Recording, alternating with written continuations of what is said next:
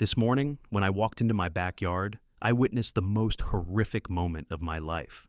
My late father's workshop had been reduced to nothing but a pile of rubble. The tools he'd shaped with his own hands for 30 years were scattered across the ground like broken memories. The HOA thought they were demolishing some old shed, but what they didn't know was that they'd actually destroyed my childhood memories and the spiritual legacy my father left us. They're going to pay the price for what they've done, and then some. Picture this: 8:15 a.m., Perfect, Colorado. Morning in Pine Ridge Estates, and I'm standing in what used to be my sanctuary, staring at the remains of everything my father held sacred, the smell of fresh sawdust mixed with mountain air, and the devastating silence where his workshop used to hum with life. 30 years of handcrafted memories reduced to splinters and debris by someone who thought they had authority over a federal judge's family property. What would you do if someone demolished your dead father's memorial without permission, destroying decades of craftsmanship and childhood memories? Drop a comment and tell me where you're watching from. I guarantee some of you have dealt with HOA bullies who think their clipboard authority trumps family legacy and federal law. Let me back up and tell you how a respected federal judge ended up at war with suburban terrorists, because this story starts with the most devastating loss any son can face and ends with the kind of justice that only federal court can deliver. My name is Judge Marcus Coleman, and 8 months before this workshop destruction, I was sitting in Denver federal court delivering the kind of verdict that changes lives when my cell phone buzzed with news that stopped time and shattered my world. Dad had suffered a massive heart attack while working in his beloved workshop, the same space where he'd spent every weekend for 3 decades creating furniture for veterans who couldn't afford basic necessities. Robert James Coleman wasn't just my father. He was my hero, my mentor, and the finest man I'd ever known. At 78, he still maintained the discipline and work ethic that had carried him through World War II, 30 years as a high school principal, and raising 3 sons with the kind of integrity that seems extinct in modern America. He built everything in his life with his own hands, from the house where I grew up to the values that guided my legal career. Dad's workshop was more than a building. It was a cathedral of craftsmanship where he transformed raw lumber into hope for struggling families.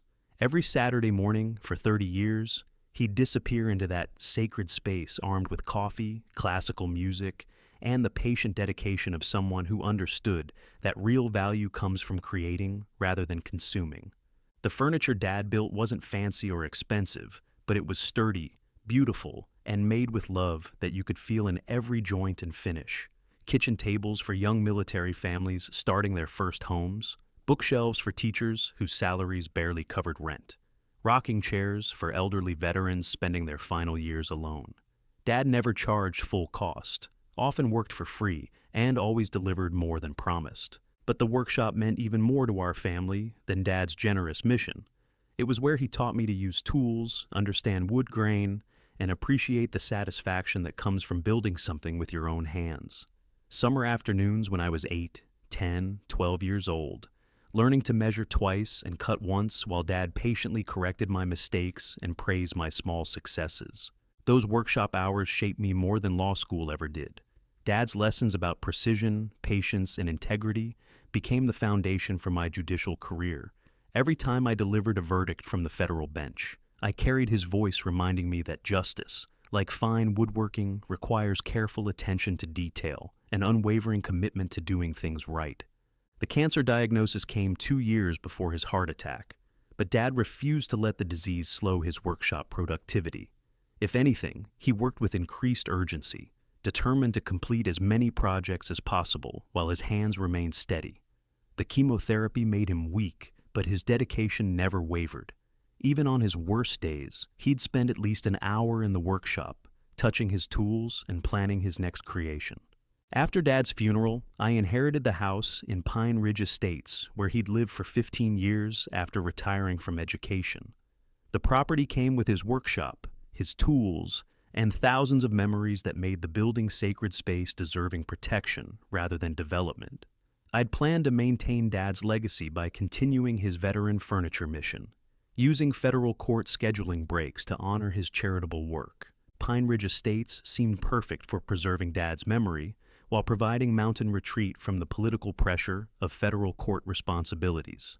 The community attracted accomplished professionals who appreciated craftsmanship, veterans who understood service, and families who valued the kind of traditional values Dad had embodied throughout his remarkable life. The neighbors welcomed me warmly, sharing stories about Dad's generosity and the beautiful furniture he'd created for families throughout the community. Margaret Walsh, a retired nurse whose husband had served in Vietnam, showed me the dining set Dad had built for their 50th anniversary. Frank Morrison, a disabled veteran, described the custom wheelchair ramp Dad had designed and installed without accepting payment. For 6 months, I split time between Denver Federal Court and Dad's Pine Ridge workshop, slowly learning to use his tools while continuing his charitable furniture projects. The work provided healing therapy that no grief counselor could match, connecting me to Dad's spirit while serving the veteran community he'd loved so deeply. I should have known that peace wouldn't last. It never does when entitled people mistake temporary authority for the right to destroy other families, sacred spaces, and generational legacies. Enter Margaret Blackwood, 64 years old, HOA Architectural Review Committee Chairwoman for 4 consecutive terms, and the kind of woman who treats property destruction like community improvement and grief like an inconvenience to her aesthetic standards. Picture someone who considers emotional attachments to family property a character flaw that interferes with neighborhood uniformity. Margaret had moved to Pine Ridge Estates 3 years earlier from a luxury development in Denver, bringing with her an arsenal of HOA horror stories and an obsession with visual conformity that bordered on architectural fascism. She'd systematically transformed our peaceful mountain community into a surveillance state where residents lived in fear of violation. Notices and families watched their neighbors report each other for infractions that existed only in Margaret's rigid interpretation of design standards. Margaret's first encounter with Dad's workshop happened during her monthly property inspection tour, where she documented potential violations with the dedication of a building inspector and the empathy of a wrecking ball operator. I was in Denver presiding over a federal criminal trial when this woman invaded my property like some suburban conquistador, photographing Dad's workshop from multiple angles while dictating observations into her voice recorder. The violation notice arrived 3 days later, delivered with the kind of official ceremony usually reserved for court summons and death certificates. I found it taped to my front door when I returned from federal court, a formal document that transformed Dad's sacred space into a legal liability and his life's work into community noncompliance. Notice of structural covenant violation. The document proclaimed in bold letters that made my judicial experience irrelevant and Dad's legacy meaningless. Unauthorized outbuilding construction creates aesthetic disruption and violates Article 9, Section 4 of Pine Ridge Estates' homeowner covenants regarding appropriate accessory structures and architectural compatibility. The violation demanded immediate removal of all non-compliant structures within 30 days or face escalating fines starting at $1,000 daily. The notice was signed by Margaret Blackwood with the flourish of someone who believed she was protecting civilization from the dangerous threat of functional workshop buildings. I read the violation notice 3 times, my judicial training warring with my grief as I tried to process how someone could reduce Dad's life's work to aesthetic non-compliance and demand destruction of everything that connected me to his memory. The federal judge in me recognized legal overreach, but the grieving son wanted to drive to Margaret's house and explain exactly what she was threatening to destroy. Instead, I called my brother David, a construction attorney in Denver who specialized in land use law and had helped Dad navigate the original workshop permits 15 years earlier. David's response was immediate and furious, the kind of professional outrage that comes from watching someone attack family while hiding behind bureaucratic authority. "Marcus," he said, his voice carrying 25 years of construction law experience, "what you're describing isn't just harassment. It's potentially criminal trespass and destruction of permitted structures. Dad's workshop has been legally compliant for 15 years, and no HOA has authority to demand removal of lawfully constructed buildings without due process."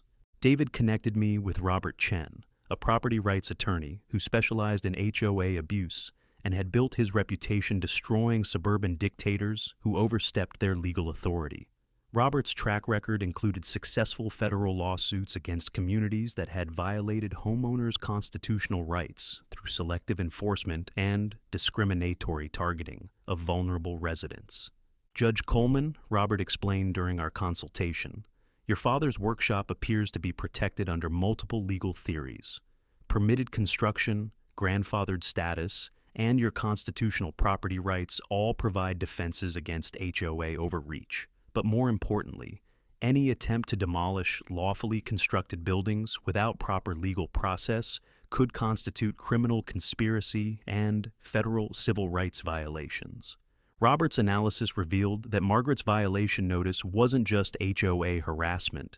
It was potential criminal behavior that could result in federal prosecution for conspiracy, trespass, and destruction of property belonging to a federal judge. The workshop wasn't just my father's legacy, it was federal property deserving protection under laws that Margaret clearly didn't understand. But the legal protections were just the beginning. Robert explained that federal law included enhanced penalties for crimes targeting federal judges and their families, transforming simple property destruction into serious felonies that carried mandatory prison sentences and substantial financial penalties. Armed with legal knowledge and growing determination to protect Dad's legacy, I decided to give Margaret one opportunity to retreat before I introduced her to the federal court system, where I'd spent 20 years learning exactly how to destroy people who committed crimes against judicial families. I requested a meeting with the HOA board to discuss my father's workshop and explain the legal protections that made it untouchable property rather than removable violation. The meeting was scheduled for Thursday evening at the community center, where Margaret held court like some suburban Supreme Court justice dispensing architectural wisdom to lesser homeowners who dared question her aesthetic authority. The meeting room filled with neighbors who'd known and loved my father, many carrying pieces of furniture he'd built for their families over the years. Margaret presided over the gathering with the arrogance of someone who'd never faced serious opposition to her interpretation of community standards, apparently expecting public pressure would force compliance with her demand to destroy Dad's workshop. Judge Coleman, she began, consulting her clipboard like it contained constitutional amendments, your father's unauthorized workshop creates aesthetic disruption that affects property values throughout our community. Personal circumstances don't override our responsibility to maintain appropriate architectural standards that protect everyone's investment in Pine Ridge Estates. I stood up slowly, the way I did when addressing federal court about matters of constitutional importance and legal precedent. Margaret, I said, my voice carrying 2 decades of federal judicial authority. My father's workshop isn't unauthorized construction. It's been legally permitted and compliant for 15 years, with full architectural approval and structural engineering certification. No HOA has authority to demand removal of lawfully constructed buildings without proper legal process. Margaret's confident expression flickered like a courtroom video display with transmission problems, but her Suburban dictator programming ran too deep to acknowledge error easily. Judge Coleman, architectural standards don't exempt structures from evolving community guidelines. We maintain aesthetic requirements that apply equally to all property owners regardless of personal attachment or professional status. I opened my folder and began reading from the federal statutes that were about to transform Margaret's harassment into criminal liability. Title 18, USC, Section 1985 prohibits conspiracy to interfere with federal judges and their family property. Title 42, USC, Section 1983 provides civil remedies for deprivation of constitutional rights under color of authority. Any attempt to destroy federally protected property constitutes serious federal crimes. The room fell silent as federal law invaded Margaret's comfortable world of architectural violations and aesthetic standards. The other board members shifted uncomfortably, clearly recognizing they were witnessing something bigger than routine HOA enforcement. Several neighbors who'd received Dad's charitable furniture work nodded approvingly as constitutional protection challenged suburban tyranny. Margaret doubled down with the desperation of someone whose entire worldview depended on her authority being absolute and unchallenged by legal reality. Federal laws don't override private community covenants, she insisted, apparently believing her clipboard authority superseded constitutional protections. Homeowner associations maintain the right to enforce evolving standards that protect property values regardless of individual circumstances or professional positions.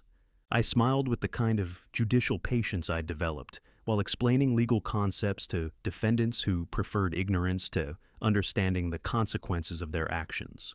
Margaret, federal law specifically prohibits exactly what you're attempting to do. My father's workshop is constitutionally protected property belonging to a federal judicial family.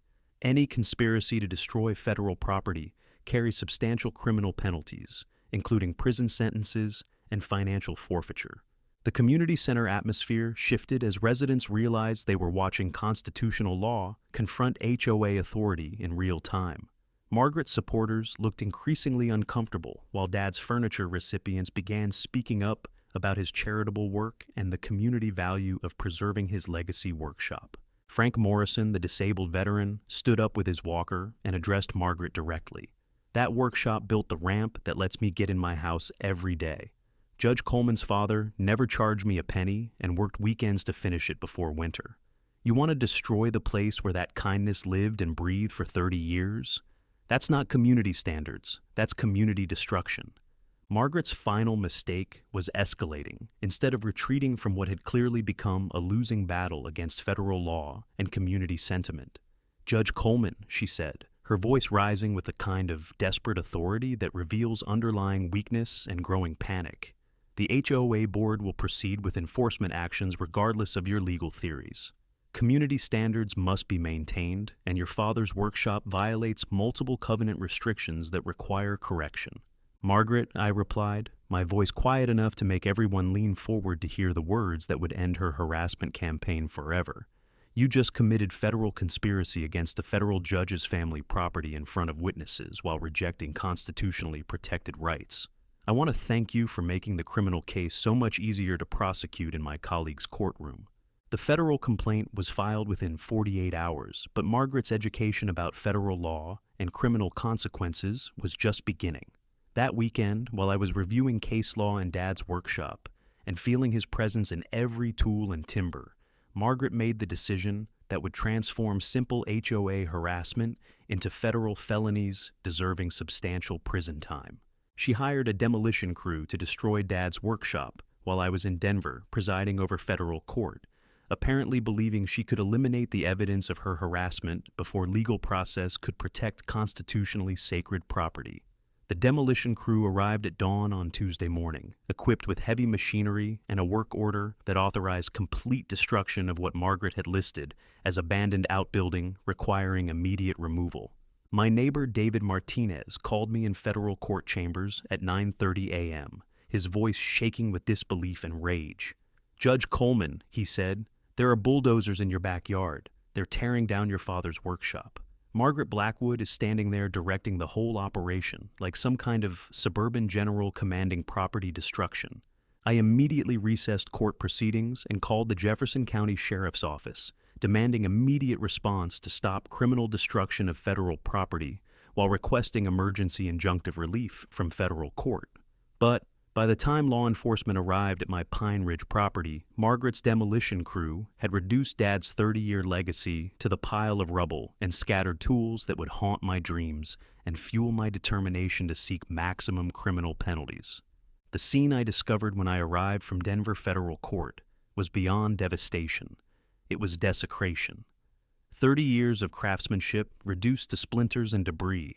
Dad's handmade tools scattered across the ground like broken promises. The workbench where he'd taught me to understand wood grain and life lessons, destroyed by people who understood neither craftsmanship nor respect for family legacy. Margaret stood in my backyard surveying her destruction like some conquering general reviewing battlefield victory, clipboard still clutched in her hand and satisfaction radiating from every fiber of her suburban dictator persona. She'd committed multiple federal felonies while I was in court, apparently believing she could destroy federal property without facing federal consequences. The criminal investigation began immediately, with FBI agents treating Margaret's actions as federal crimes against judicial family rather than simple HOA enforcement.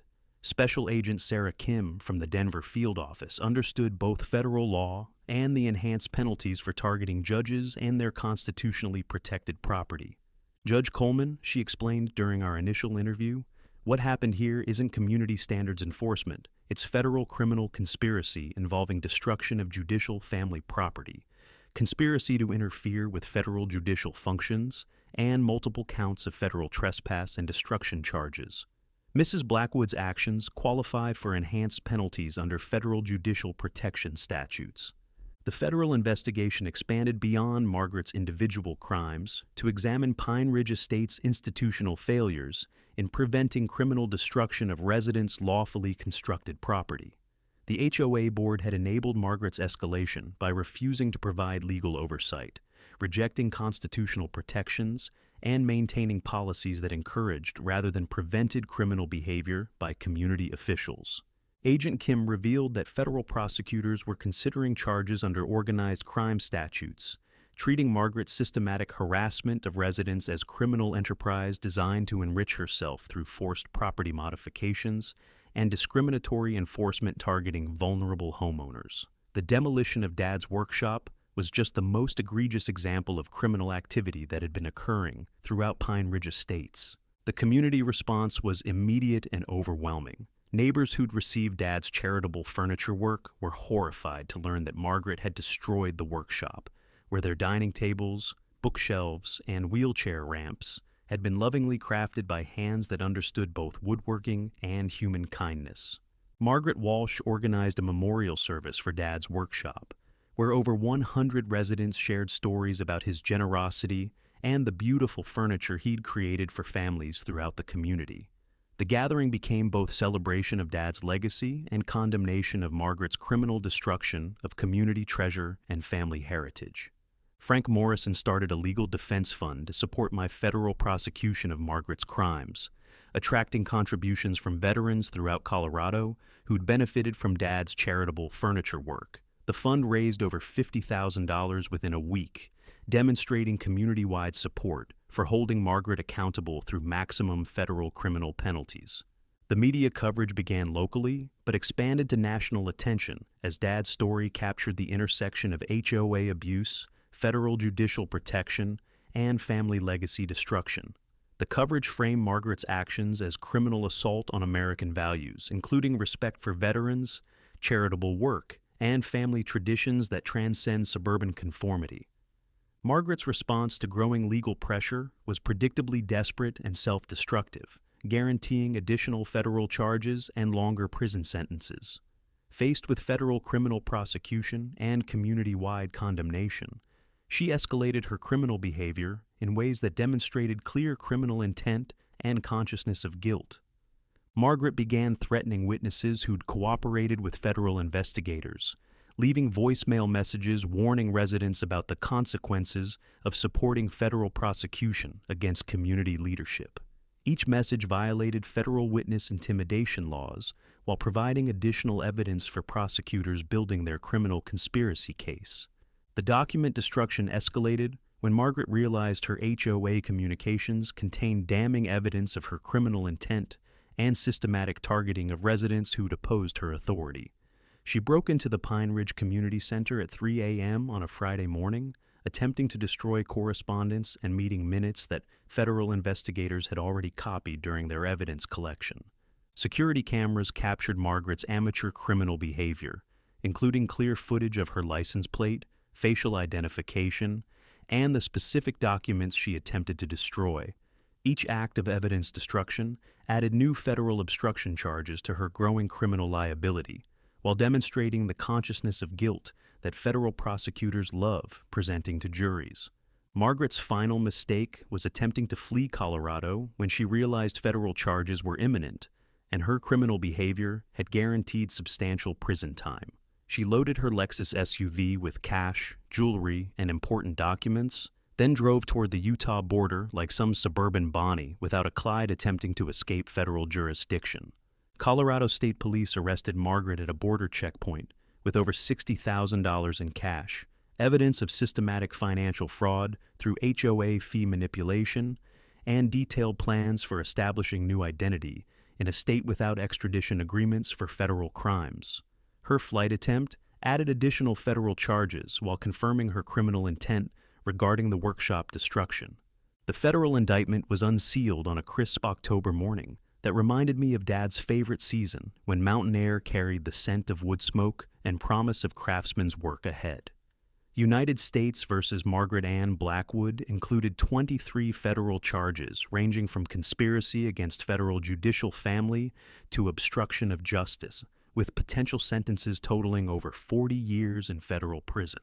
The charges detailed Margaret's systematic criminal enterprise that had targeted residents throughout Pine Ridge estates while culminating in the destruction of federal judicial family property. The indictment read like a manual for how not to treat federal judges and their constitutionally protected legacies, with Margaret's own words providing evidence of her criminal intent and discriminatory targeting.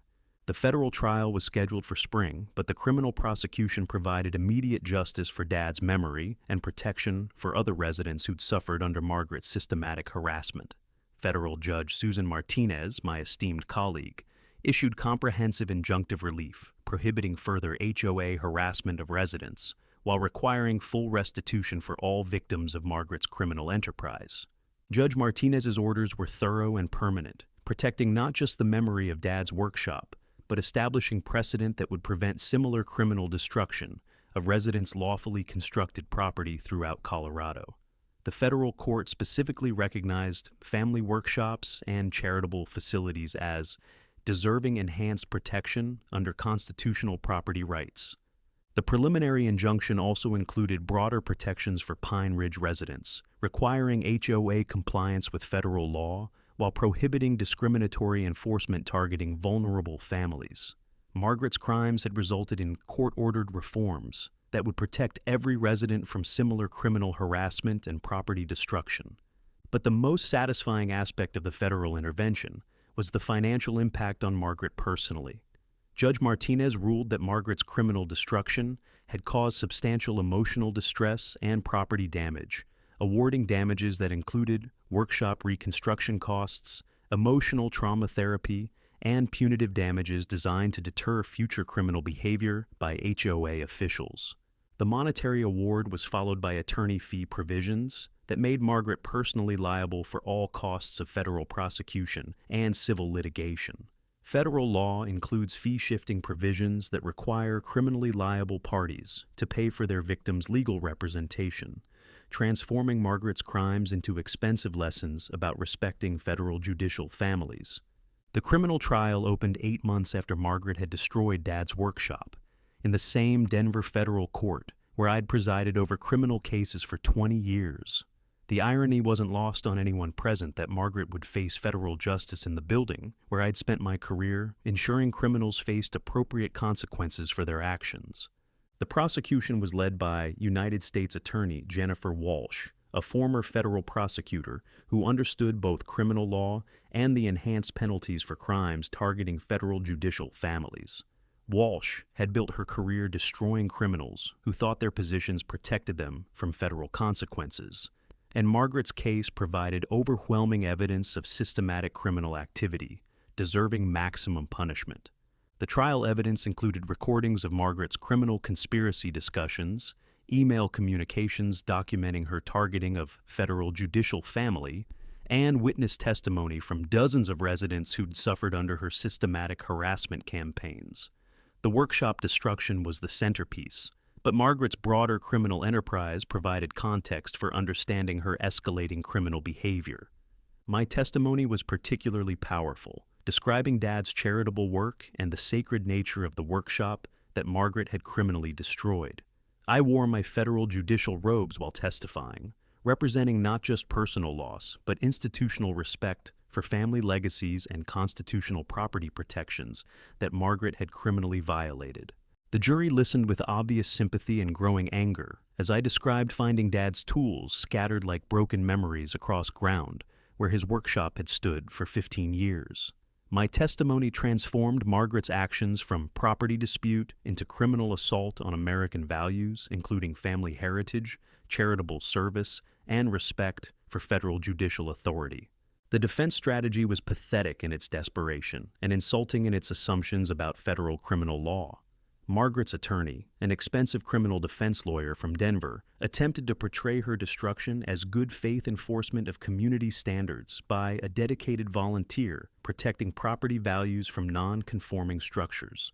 The defense argument collapsed when prosecutors presented recordings where Margaret specifically discussed targeting the federal judge's family, planned the workshop destruction while I was in court, and bragged about her ability to destroy residents' property through selective HOA enforcement. Her own words eliminated any possibility of claiming innocent mistakes or legitimate community protection. Margaret's testimony in her own defense was a masterpiece of self-destruction that sealed her fate while revealing the depth of her criminal intent and discriminatory targeting. She spent 3 days on the witness stand attempting to justify her criminal behavior, while demonstrating the malice and premeditation underlying her systematic harassment of residents. When Prosecutor Walsh asked Margaret to explain why she'd targeted my father's workshop specifically, her response revealed the criminal animus that had motivated her destruction campaign. Federal judges need to understand that private communities maintain standards that can't be compromised for individual circumstances or professional status, she said, displaying exactly the kind of criminal intent that federal law punishes severely. The jury deliberation lasted less than 2 hours, barely enough time to review evidence and complete paperwork for guilty verdicts on all 23 federal charges. The foreman, a retired construction worker who understood both craftsmanship value and constitutional property rights, delivered the verdicts with professional dignity while staring directly at Margaret throughout the entire reading. Judge Martinez scheduled sentencing for 10 weeks after conviction, allowing time for pre-sentence investigation and victim impact statements from the dozens of residents who'd suffered under Margaret's criminal harassment enterprise. The Federal Probation Office recommended 25 years in prison, full restitution to all victims, and lifetime supervision following release from federal custody. The victim impact statements provided opportunity for Margaret's victims to address federal court directly about harm caused by her systematic criminal activity. I chose to speak for Dad's memory and all residents who'd suffered property destruction, representing not just personal loss, but community-wide impact of criminal HOA harassment.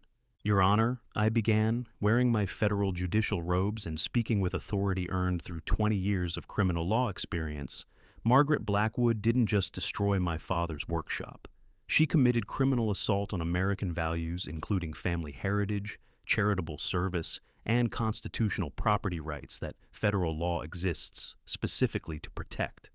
Margaret sat at the defendant's table in orange federal prison clothing, her suburban authority replaced by criminal conviction, and her community leadership revealed as systematic criminal enterprise. The woman who destroyed Dad's sacred workshop was learning that federal law provides serious protection for judicial families and severe consequences for people who target them through criminal behavior. I continued my statement, addressing both court and broader issues of constitutional property protection that Margaret's case had exposed. My father spent 30 years creating beautiful furniture for veterans and struggling families, transforming raw lumber into hope through charitable service that exemplified American generosity.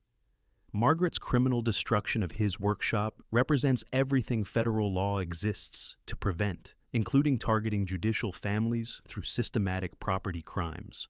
Judge Martinez sentenced Margaret to 18 years in federal prison, followed by 5 years of supervised probation, with full restitution of over $600,000 to residents she'd targeted throughout her criminal harassment campaign.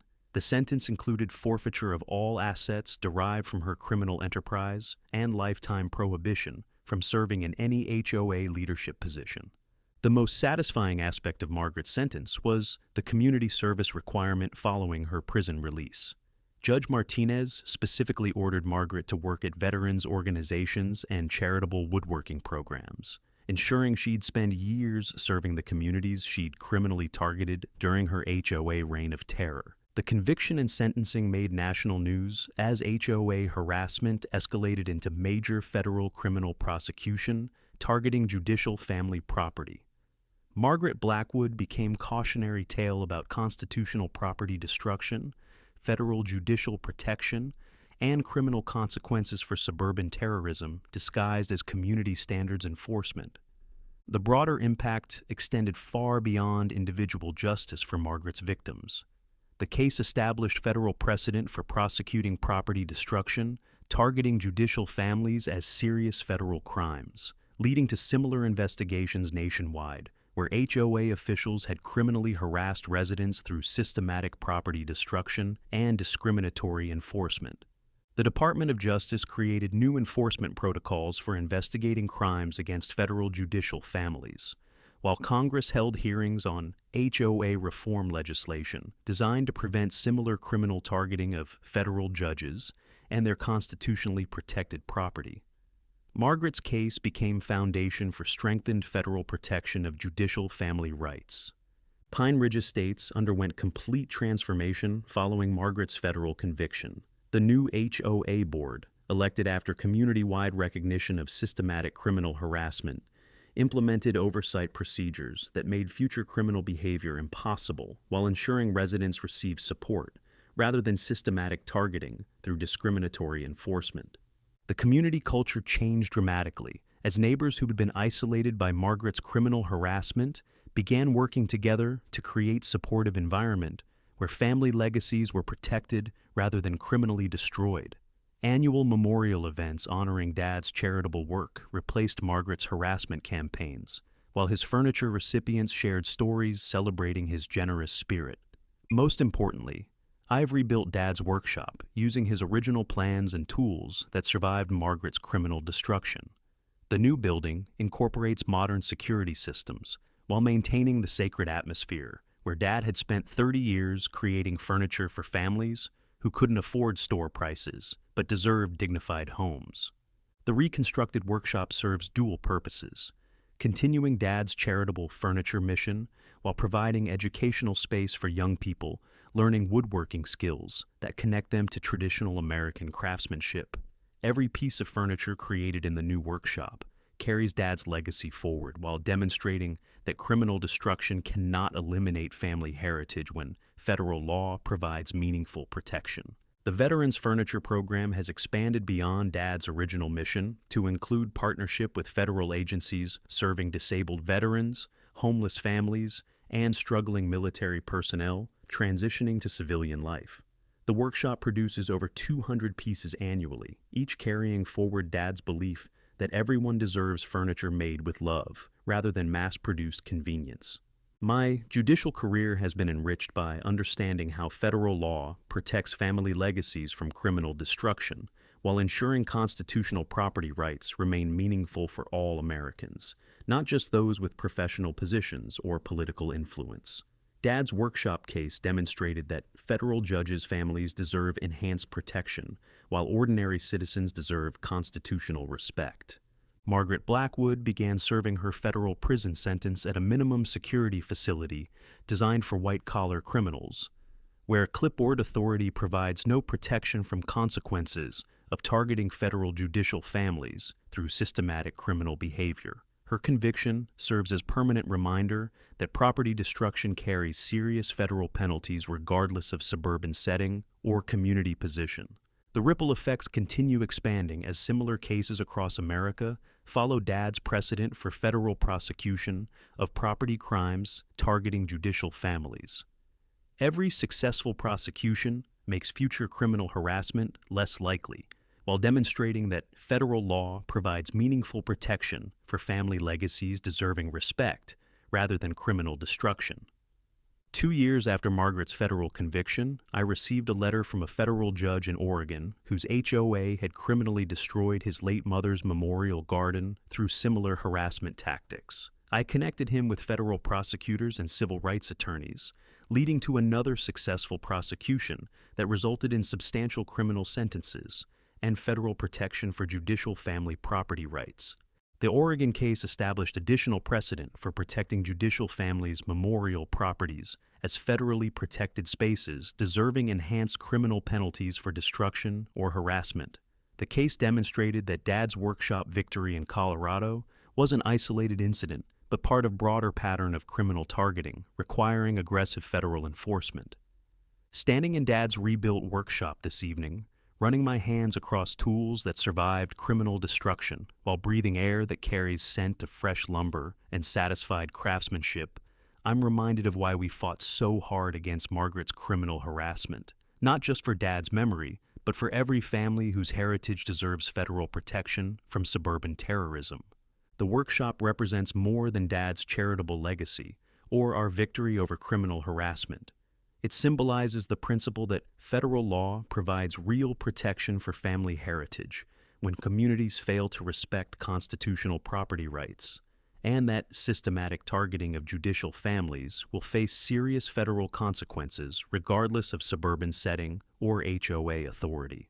Dad's story continues inspiring families nationwide who face property destruction, memorial harassment, and community resistance to their constitutional rights.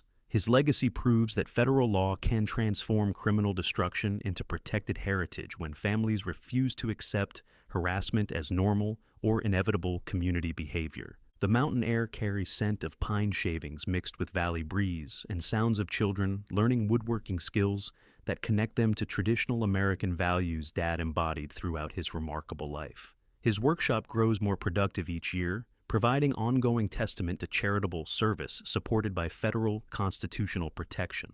Most importantly, Dad's charitable mission continues through expanded furniture production for veterans, disabled families, and struggling military personnel who deserve homes furnished with dignity rather than discount convenience. His workshop produces hope made tangible through federal law that protects family heritage from criminal destruction by suburban terrorists who mistake temporary authority for permanent power over judicial families.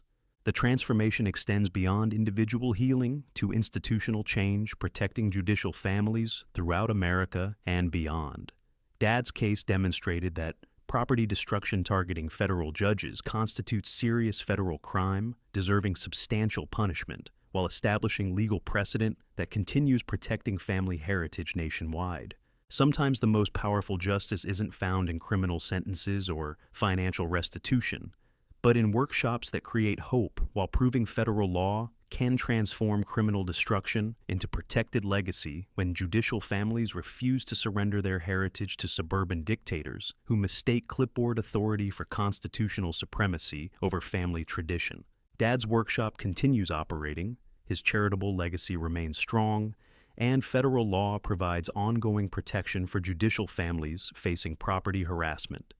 Margaret Blackwood learned her lessons from federal prison, but the rest of us learned that family heritage can overcome criminal destruction when federal judges understand their constitutional rights and refuse to accept harassment as acceptable community standard. Standing here surrounded by tools that survived criminal destruction and lumber that will become furniture for families who need dignity more than luxury, I'm grateful for federal law protecting judicial family heritage, community support that transformed destruction into renewal, and Dad's spirit that continues inspiring charitable work, serving others who deserve respect rather than systematic harassment. The workshop represents victory over criminal destruction and proof that family legacy survives suburban terrorism when federal law provides meaningful consequences for targeting judicial families. Dad's memory lives through charitable furniture creation, while federal judicial protection ensures future generations can honor family heritage without fear of criminal harassment by community officials who forget that constitutional rights trump HOA authority. The ongoing legacy continues expanding in ways Dad never could have imagined during his lifetime of quiet service. The Federal Judicial Heritage Protection Act, legislation inspired directly by his case, now provides enhanced criminal penalties for anyone targeting judicial family property or memorial spaces. The law has been invoked in over 30 cases nationwide, protecting family legacies from coast to coast, while ensuring that federal judges can honor their heritage without fear of criminal harassment. Educational programs have emerged from Dad's story, with law schools across America using our case as mandatory curriculum for students learning about constitutional property rights and federal judicial protection. The University of Colorado Law School established the Robert James Coleman Memorial Scholarship, supporting students who demonstrate commitment to pro bono service and community charitable work that echoes Dad's lifetime of giving.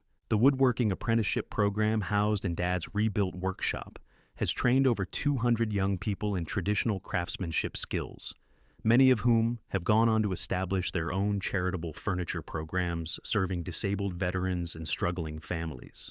The program combines technical training with lessons about service, integrity, and the American values that Dad embodied throughout his remarkable life. International attention has focused on our case as a model for protecting family heritage from bureaucratic overreach and criminal harassment. Delegations from Canada, Australia, and the United Kingdom have visited Dad's workshop to study how federal law can protect constitutional property rights while ensuring that family legacies receive appropriate respect rather than systematic destruction. The memorial impact extends beyond furniture creation to architectural preservation, with several states passing legislation protecting family workshops, memorial gardens, and heritage buildings from HOA harassment. The laws, collectively known as Family Legacy Protection Acts, provide legal frameworks that prevent future cases of criminal destruction while ensuring that family heritage receives constitutional respect. Margaret Blackwood's federal prison experience became the subject of a Department of Justice rehabilitation study examining how criminal offenders can learn to respect constitutional rights and family heritage they previously targeted. The study found that mandatory education about federal law and constitutional property rights significantly reduced recidivism among criminals who'd committed similar heritage destruction crimes. The community transformation in Pine Ridge Estates has become a model for HOA reform nationwide, with property management companies sending representatives to study how criminal harassment can be prevented through proper legal oversight and constitutional education. The community's annual Heritage Day celebration attracts thousands of visitors who come to learn about family legacy protection and constitutional property rights. Federal judges from across the Western District regularly visit Dad's workshop during judicial conferences, bringing their own family heritage stories and learning about the legal protections that ensure their children can honor family legacies without fear of criminal harassment. The workshop has become an unofficial gathering place for federal judicial families seeking community and constitutional understanding. The psychological healing that began in Dad's original workshop has continued in the rebuilt space, where the therapeutic value of creating furniture for deserving families provides emotional restoration that no counseling service could match. Every piece of wood shaped in that sacred space carries forward Dad's belief that healing comes through service to others who need dignity more than luxury. The security measures protecting the rebuilt workshop include federal monitoring systems that ensure any future criminal harassment will result in immediate federal prosecution with enhanced penalties. The protection extends beyond physical security to legal frameworks that make targeting judicial family heritage a career-ending mistake for anyone foolish enough to attempt similar criminal behavior. Corporate partnerships have developed with major lumber companies and tool manufacturers who provide materials and equipment for Dad's charitable furniture mission at cost, recognizing the community value and constitutional importance of protecting family heritage while serving disabled veterans and struggling families who deserve furniture made with love rather than mass-produced indifference. The annual production has grown to over 400 pieces of furniture annually, each carrying forward Dad's legacy, while demonstrating that criminal destruction cannot eliminate family heritage when federal law provides meaningful protection and community support, transforms individual grief into collective service benefiting families throughout Colorado and beyond. Local veterans organizations have established satellite programs using Dad's workshop model, creating furniture-making facilities that serve disabled veterans while teaching traditional craftsmanship skills that connect participants to American heritage and community values that transcend political divisions and social barriers. The federal judicial protection precedent established by Dad's case has been cited in Supreme Court briefs, congressional testimony, and international legal conferences as example of how constitutional property rights can be meaningfully protected through appropriate federal enforcement and enhanced criminal penalties for targeting judicial families and their sacred heritage. Standing in Dad's workshop tonight, 5 years after Margaret's criminal destruction and 4 years into her federal prison sentence, I can feel his presence in every tool, every timber, and every piece of furniture created for families who need hope more than luxury. The space carries his spirit while demonstrating that federal law can transform criminal destruction into protected legacy when judicial families understand their constitutional rights and communities choose support over systematic harassment. The evening air carries the scent of fresh pine shavings mixed with mountain breeze and the sounds of young apprentices learning skills that connect them to traditional American craftsmanship and service values. Dad's legacy grows stronger each year, touching lives he never met, while inspiring federal protection for family heritage that extends far beyond our Colorado mountains. The workshop continues operating at full capacity. His charitable mission serves hundreds of families annually, and federal judicial protection ensures that future generations can honor family heritage without fear of criminal harassment by suburban terrorists who mistake temporary authority for permanent power over constitutional property rights and family legacies that deserve respect rather than destruction. Sometimes the most powerful legacy isn't measured in furniture created or families served, but in federal laws changed and constitutional protections strengthened to ensure that future judicial families can honor their heritage without facing criminal destruction by community officials who forget that family legacy and constitutional property rights trump HOA authority and suburban conformity standards. Dad's memory lives on through every piece of furniture created for deserving families, every apprentice trained in traditional craftsmanship, every federal judge protected by legislation bearing his name, and every family heritage saved from criminal destruction by constitutional protections that recognize the sacred nature of generational legacy and community service that embodies the finest American values. What's your worst HOA horror story? Drop it in the comments below. Your experience might help someone else going through the same battle. Hit that subscribe button if you love seeing bullies get what they deserve, and ring that notification bell for more HOA Revenge Stories, where justice is served ice cold. Remember, sometimes standing up to neighborhood tyrants doesn't just save yourself, it saves everyone around you. When good people refuse to be intimidated by fake authority, entire communities can break free from fear. Thanks for watching HOA Revenge Stories, where we prove that every HOA Karen eventually meets their match. What's your experience with HOA property destruction or family heritage harassment? Share your story in the comments below. I read every comment and respond to families facing similar challenges with legal resources and federal protection information. Don't let suburban terrorists destroy what your family has built with love, dedication, and constitutional protection that federal law guarantees when properly enforced.